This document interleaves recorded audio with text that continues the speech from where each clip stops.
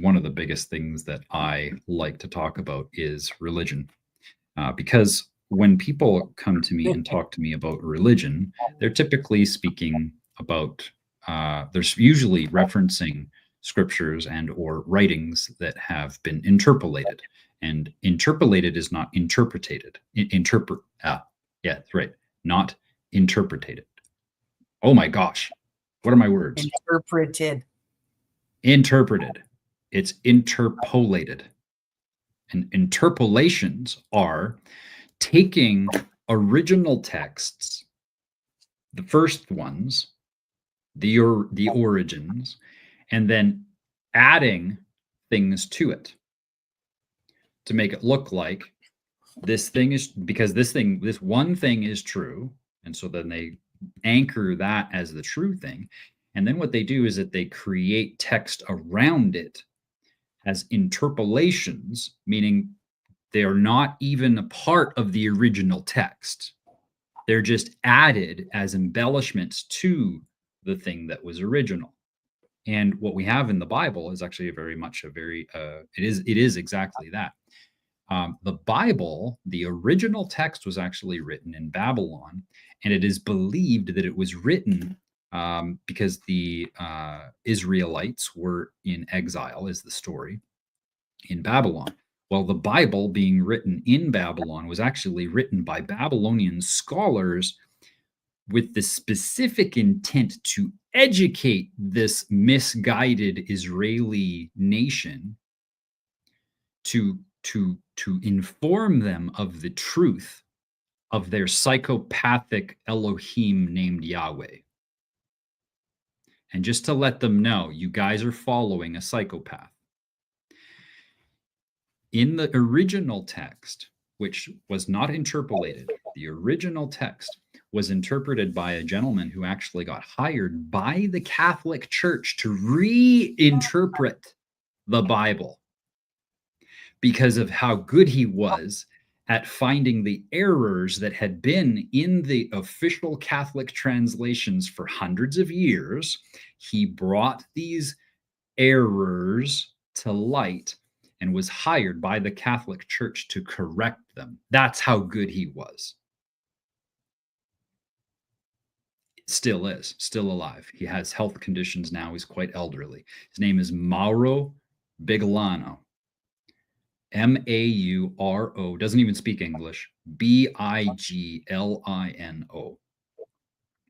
Mauro Biglano has basically translated the Bible properly from the original language, and which, by the way, wasn't Hebrew. Everybody thinks it's Hebrew, and it's not even a language. Hebrew isn't Hebrew. We call it commonly, it's known as Hebrew because it was the people, the Hebrews, that spoke the language. And I can't remember what the name of the language was, but it's like some sort of an I can't remember, Indo-Mesopotamian something or the other. And what was said in there was that the reason why Yahweh, this almighty God that now, of course, Christians are supposed to worship, Yahweh was actually a drunk astronaut that wanted to wreak havoc on Earth just because that's what he wanted to do. But the reason why he wanted to create this little slave race on Earth was so that when he would stop by to visit, he could get high off of the fumes of burning flesh. That was his thing. And so if you didn't have a nice offering to burn for him when he came by, he would smite you. And in fact, it was well known about these Elohim. By the way, there's not one of them. There's many of them. These Elohim are actually, they're demons. They're basically what we would see as demons, right? For what they do to humanity. And Yahweh in particular is so psychopathic that he found a a lost man, basically. I mean, he was a he was just a nomad, Abraham. And this guy, he had his sheep and he had his goats and stuff like that, and he survived off the land. No home, originally from Ur, from the land of Ur, which is, I think it's in Turkey or something like that, if I'm not mistaken. And told him to sacrifice his son as a burnt offering instead of the best of his flock. So here's this Yahweh character telling Abraham, you burn your son alive on an altar so that I can get high off of the fumes. Now, this isn't my opinion on what Yahweh said. It is well-known fact, as a result of the work of Mauro Biglano, that this is what Yahweh did. He went around to people telling them to burn flesh so that he could sniff it and get high. And this, ladies and gentlemen, is who we've all been conditioned to believe is God. And again, it's not my opinion. This is what is written in the original text of the Bible. It is the interpolations that actually added the word God in 400 AD. 400 AD. That before 400 AD, the Bible never even mentioned God. Isn't that something? People are going around paying attention to these religions as if they have some ounce of validity. And here's the other thing. And this was what brought on the conversation yesterday was the book of Enoch, which is a Jewish book going over and talks a lot about the end times, apocalyptic times. Well, again, they take snippets, just tiny snippets of apocalyptic prophecies, and they're not even apocalyptic prophecies. We can actually go back through these writings and cross-reference these apocalyptic events to be cyclical, meaning they happen over and over and over and over and over and over and over again. And we're going through another one. That's why we're experiencing so many earth changes. People say, oh, climate change, it's man-made. And then some people, no, it's not man-made. It's all a big scam. No, climate change is real. Climate change is real, and it's because the earth itself is changing. The earth's magnetic pole has already started to shift. In fact, in the last 5 years, it's moved more than it has in the previous 300. And as we get closer to the day where this apocalyptic event occurs, we're going to actually, there's a study, I have it in my hard drive, and I can't wait to share it with you. This gentleman worked for the United States, some big, I can't remember what department, but he brought forward studies showing that when the earth does this change, he said, imagine you're on an orange peel, okay? And then the orange inside, look at that. It makes hearts. I'm not even making a heart anyway. So imagine an orange peel. You're standing on the orange peel, okay? And then that orange peel shifts over top of the orange.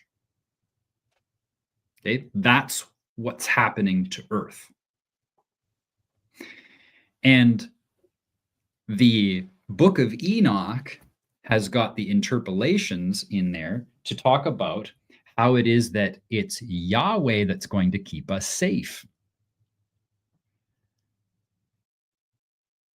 But of course, he's got nothing to do with the earth changes. He's an astronaut. He just goes around from place to place all the time.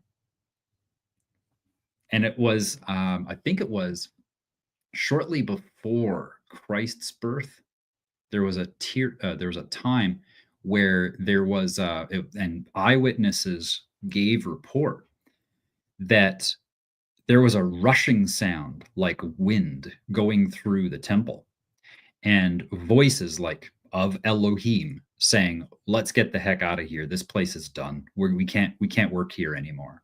And they actually vacated Earth because they realized that they couldn't maintain their means of control anymore. And now, of course, I'm live streaming, so I'm not going to say any more about who is the biggest perpetrator of this. Um, but we can take a look at a very, very common demographic amongst everybody that is in high levels of government and institutions. And we'll see a correlation between that demographic and the demographic of people that are advocating for, paying for, and perpetuating the maiming and dismemberment of children in Gaza. And the reason why they're doing it is because they serve Yahweh. Yahweh demands a blood sacrifice, always. And his followers, his little family that he made sure that he started with Abraham, are his slaves, and they are in a constant state of Stockholm syndrome, believing that he's a good guy.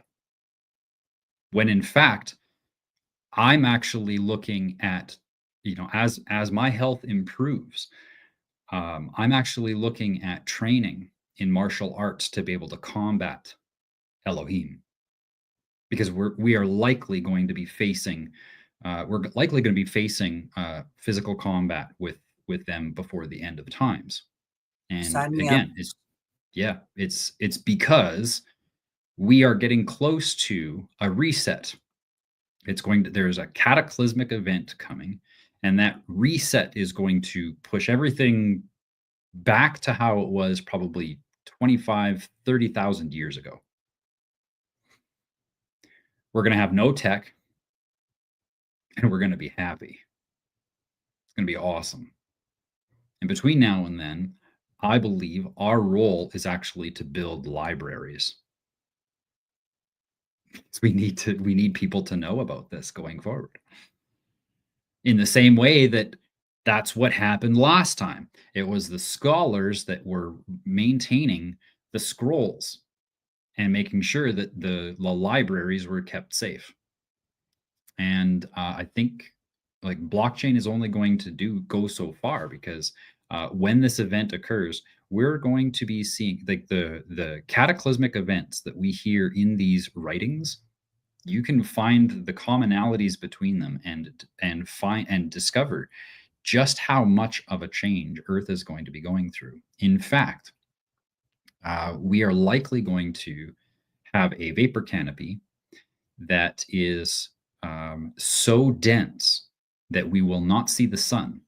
And in fact, at night, as a result of this dense vapor canopy, the sun will be so diffuse as a result that and another thing that this vapor canopy does mysteriously is that it actually makes everything red.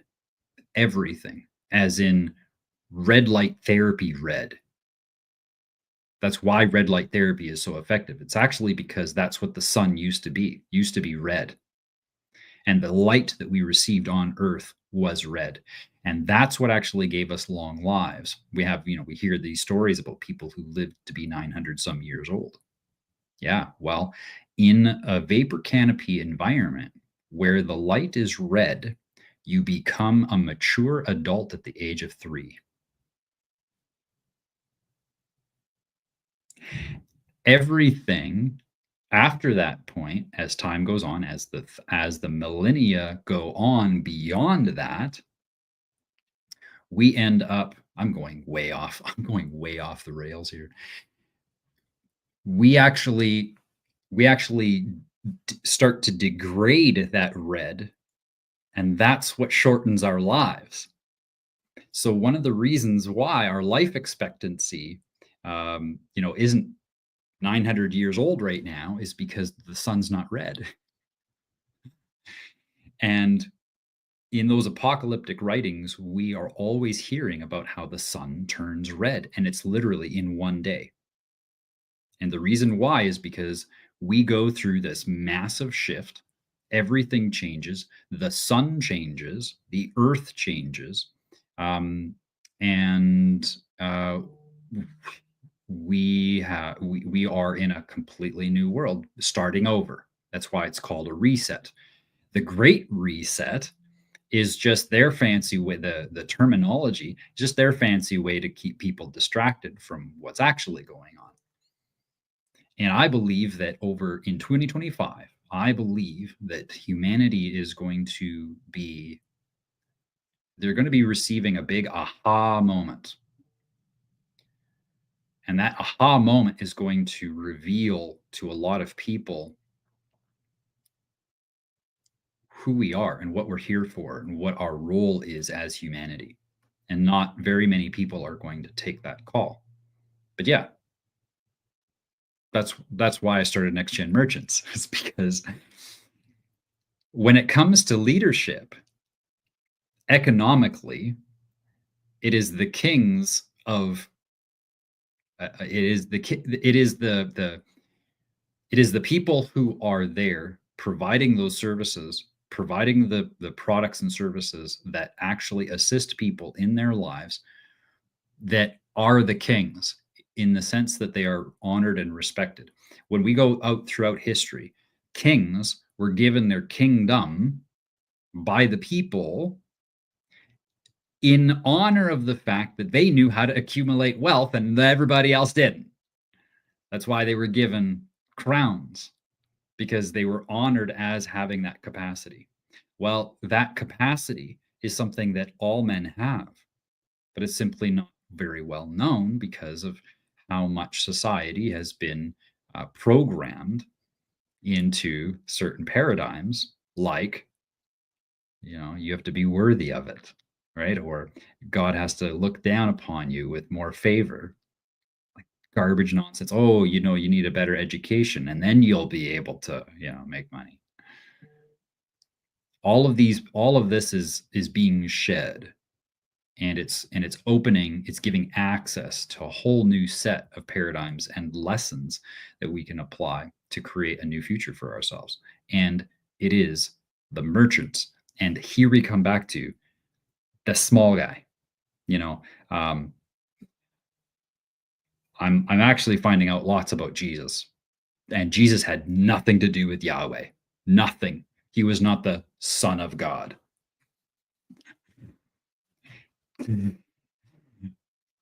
However, what was he? Well, he was actually a freedom fighter, in the sense that he was very much teaching people how to live outside the system.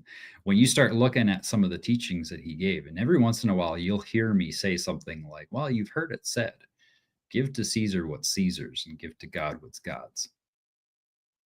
Right? You've heard it said. Now, that's not exactly how he said it, but the principle is the same. If you don't want to be a slave, economic slave, stop using the currency of Caesar.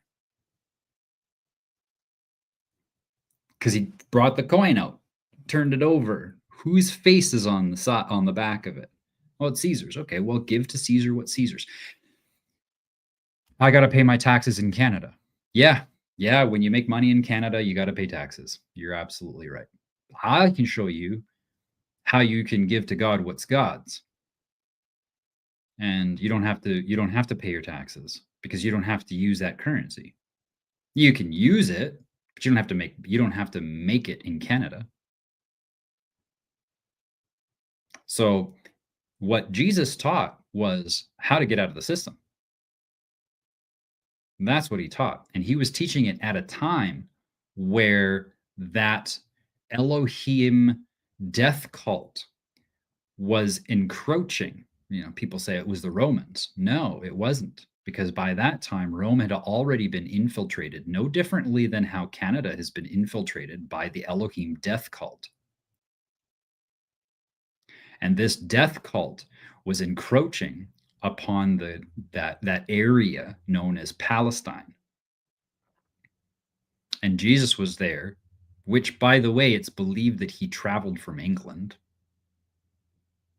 to speak to those people. And the reason why was because a lot of well, there are a few theories about that one, but yeah, I won't get into that one. That's another rabbit hole. But this is Jesus was there to help people and get, there's a story about him walking on water. He didn't go and walk on water. He stood over and walked all over the monetary system because it was the currency. It was the water. Remember? Maritime law. He walked on the water. People and Peter, he saw Jesus walking on the water and was like, let me try to do it. And I can't tell you how many times I've had this happen where I start working with people on crypto and then they get to this point where they're scared and they see a wave. They see the bills coming, or they see the lowering bank account balance, or they see they see I got to put my personal information on this Endax or Coinbase or whatever broker they're getting into. They see the wave and then they start to sink. Or they lose money. Or they lose money. Yeah. And I mean, and it can happen. And it's bad when it happens. It leaves a bad taste in my mouth, and it doesn't even happen to me. And it angers me that the response is just automatically, oh, you must be doing it wrong. No. I've been doing this a long time, and I'm making sure that the people that I'm bringing along are not making any of those dumb rookie mistakes. People are writing down their key phrases, and the way that those key phrases are created, well, you got to learn a little bit about that, about the dictionary. The first 4 letters are always unique. There are no 2 words with the same first 4 letters. And that's how they make sure that these keys are nice and clear. So what you've done is exactly what you're supposed to do, and Atomic has a serious problem. I got an interesting graphic. Let's see if I can find this and bring it up here. I haven't but don't be afraid. It's only one little incident. Yeah, and don't be afraid. Like, this is the thing. This is the thing. It's when those things happen, if you enter that state of fear, it becomes much more difficult to deal with. But I've got to show you. Is this it?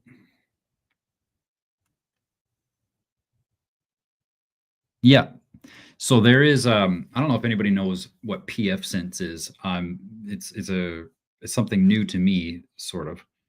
I've known about it now for about 3 or 4 months. Corey taught me about it. It is a software that it's not a software, it's an operating system that you can install on a computer to operate as a firewall for your home network. Well, in pfSense, they have a list of web addresses, and that list of web addresses just gets flagged whenever there's an issue.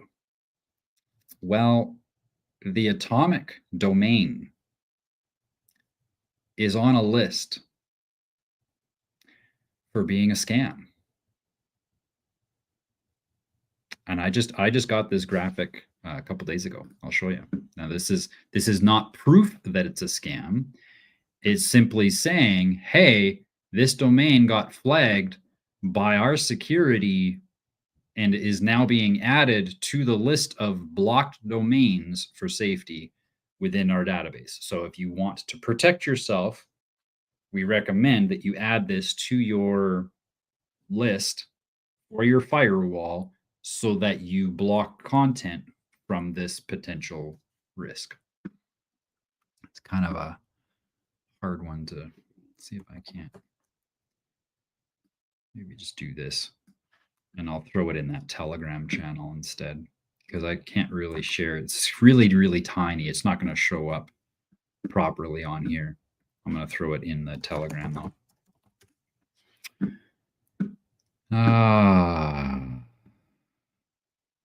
I'll just do it in the market one because.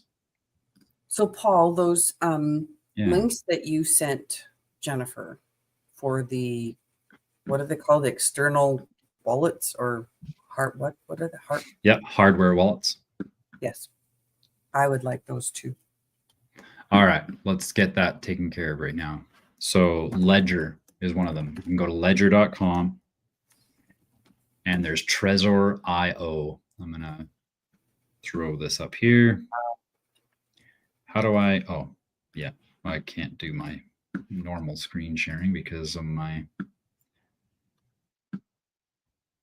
here we go. This screen. So this is Ledger. Ledger has different models. They keep on coming out with new ones all the time. I'm not familiar with anything before this Nano. So these probably work fine. They're looks to me like they've got even more functionality. What's nice is that paper-like screen. So it's kind of like your Kindle type screen, not backlit, and yet touch screen. And yeah, so they look really nice. This one here is all you would need. Yeah, and these ones here carry all of our coins, all of our tokens. So that's that one. And then there's Trezor. Trezor is, this one was really, really popular back 2017, 18. This one here is, they've got a more simpler interface here. They don't go into the whole touch screen and all that stuff. Oh, it looks like this one is. Yeah, this one's this Trezor Safe 5 is now a touch screen. I would just go with this one because touch screens can fail in the cold and we live in Canada. So I would say go with this one. Be sure that when you order that you select the right version. There is a Bitcoin only version where it's only going to store Bitcoin. For what we do, you'll want the universal wallet. $79 there. As a note, be aware that the Trezor Model 1, even though it's nice and cheap, looks great, the coin management, I think if I remember correctly, oh yeah, here it even shows down in the bottom. The Trezor Model 1 does not support XRP, Solana, ADA, and XMR, among others. So this one has a very limited selection, just so you know. But those are the two top recommended. There are some new ones that are coming out. I can't remember how to spell this, but I'm going to see if I can do crypto wallet. Might be spelling it wrong.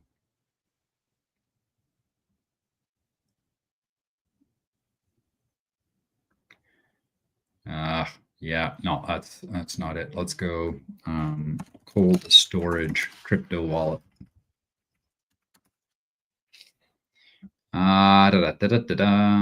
Best cold wallets in 2023. I think we'll probably see it in here. Ledger. Okay, there's your Ledger Nano. Model T. Cool Wallet Pro. Yeah, not bad. Current price there. Nano S Plus. Keep Key. This is the one I was thinking of. Apparently, this one is really good as well. Air gapped hardware. This one is air gapped. This is Ellipal Titan. Yeah, ELLIPAL Titan. Let's see if they have. Yeah, SafePal. I don't know much about any of these here, but apparently I've heard really good things about this one. And very comparative, and the air gappedness is nice. So air gapped, it's isolated physically. Here describes it: isolated physically, electromagnetically, and electrically from all other networks when it is in air gapped state. So meaning that there's no wires, no nothing. Okay. However, in air gapped, it's your encryption on it is incredible. So yeah, I don't know a lot about it. I haven't used it, but I've heard good things about it. For myself, I have Trezor. Yeah, I have Trezor, but I don't have the touchscreen one. I just have the button one. Not the model one. This one. And this is nice because you can actually connect this as well to your Daedalus wallet. So you can actually store on here, connect it to your computer, and then manage your cryptos yet again from another decentralized standpoint. So that's yeah, that's what I'm just going to recommend people do. The other software wallets, honestly, for the amount of work that it takes, and because of this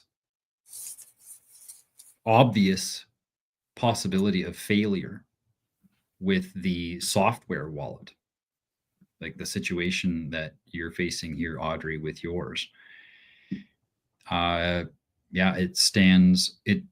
for me, it makes it necessary where either a full node wallet or hardware wallet like this, and that's it. I use the MetaMask and the Uniswap for when I'm making trades like that. But even that, it wouldn't be bad. I don't, but it wouldn't be bad to make it where it's on your Trezor and you connect that so that you can manage your swaps, right? It wouldn't be bad. Wouldn't be bad to do. So are these at any place where we can get it, or do we have to order them online? I think you can get them retail, maybe. I don't know. You might be able to find other places to get them. I know I just bought mine directly from them off the website. You might be able to find them in stores. I don't know. I've never seen one. Another thing too, some people get is for their keeping their keys is there's a what's it called? I think Ledger actually makes it. Yeah, I think this is it here. This is where you can. Oh, sorry. Thank you. Oops.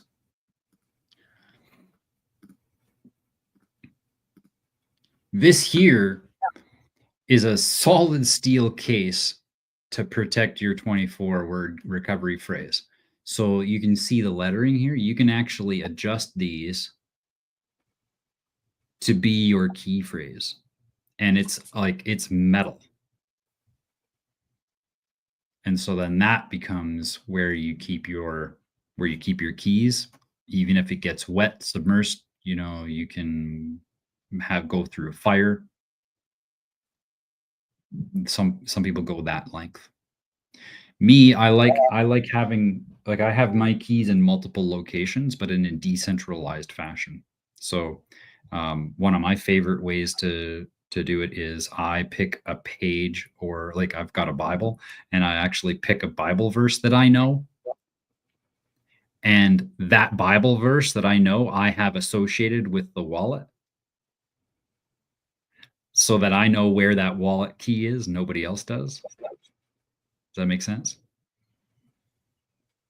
That's one way to do it. This is a fireproof and waterproof way to keep your key.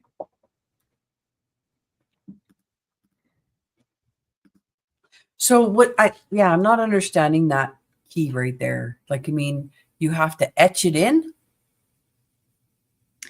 No, so I think the way it works is it's how does it, here we go. Spell out your phrase by sliding the tiles one by one into the slats. So you get this, it's, remember those remember when you could get those the letters and magnet them on your fridge, and you can spell words just with individual letters? Same idea here. You get all of the letters in those little metal plates, and you slide them into the line. Now, again, remember, the first 4 letters are always unique. So this doesn't actually give you the full word. You're only saving the first 4 letters. And that's what this does. This just saves the first 4 letters. You can slide in your first 4 letters of each key phrase into this metal sleeve. Wow. Yeah. Well, that's way off topic from where you were going. Yeah, I went all over the place. We're like super ADD today. Okay.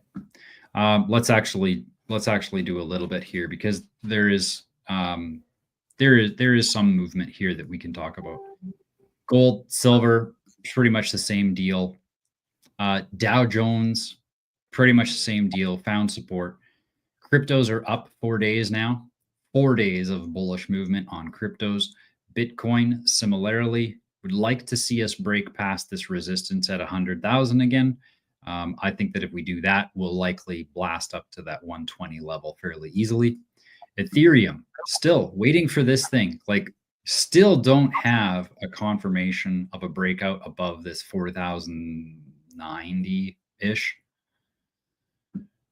It's just taking its time. I know I actually expected this to occur, like the next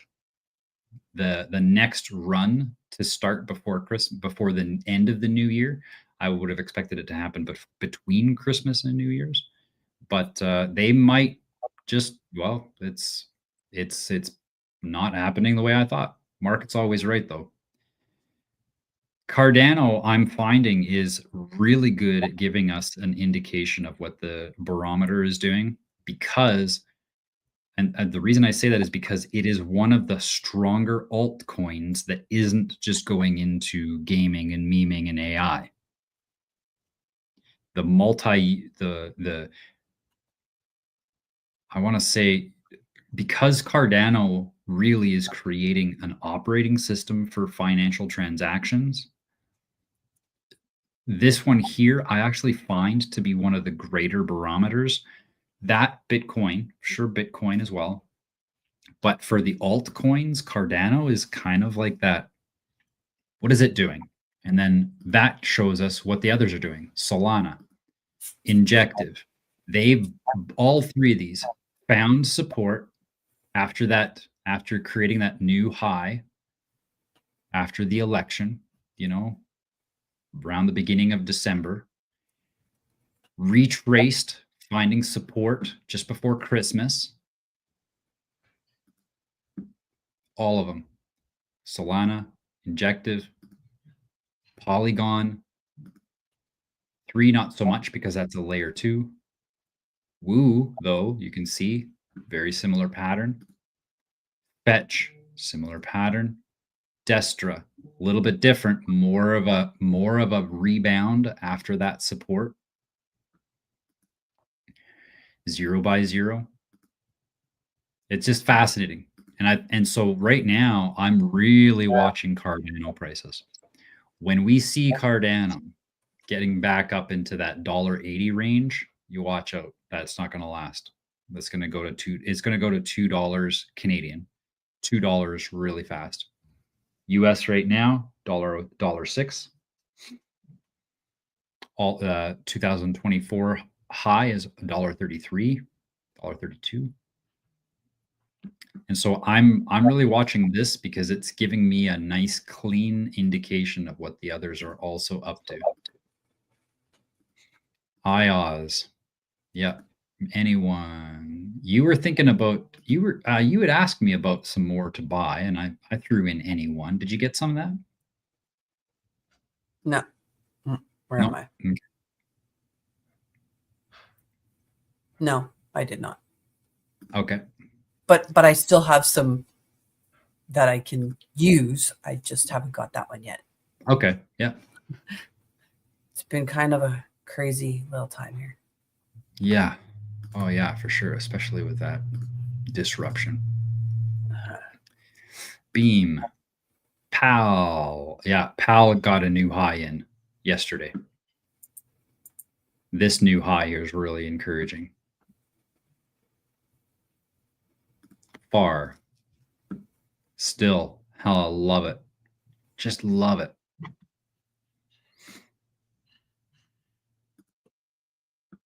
Yeah, everything else is looking just primed. Even Bonk. Even Bonk has got that similar big push after the election, retracement coming back to find support off of previous highs. Yeah. All right. That's that. Thanks for Cool. hanging out with me. And thanks for hanging out with me and listening to me rant on about the Elohim and their jackassery. And if you want, to be honest, if you want more information and your mind blown even more, Yeah. book a time with him. Like, oh, literally. Thank you. Yeah. Yeah, I have that way of doing, and I would like, because I can blow minds for a long time. I'm thinking about, like, I remember in the summertime there, before I moved, I was wanting to do the Thursday evenings, and I did a couple there with the mountains and stuff like that, Canada, all that good stuff.